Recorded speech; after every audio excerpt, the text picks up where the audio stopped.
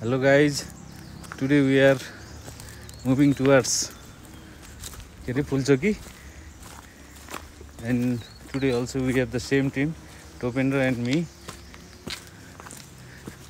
Phulchoki जाँदैछौँ है। आज काठमाडौँको अन्तिम डाँडो भनौँ न। नागार्जुन, शिवपुरी, चन्द्रगिरी गइयो, ताप ड्याम पनि गइयो हैन।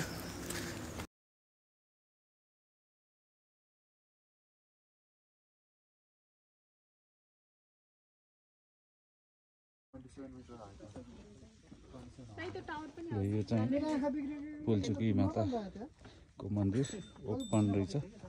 यस्तो छ यहाँ चाहिँ। आज चाहिँ पुलचोक आइयो। यस्तो खालको मन्दिर छ ल।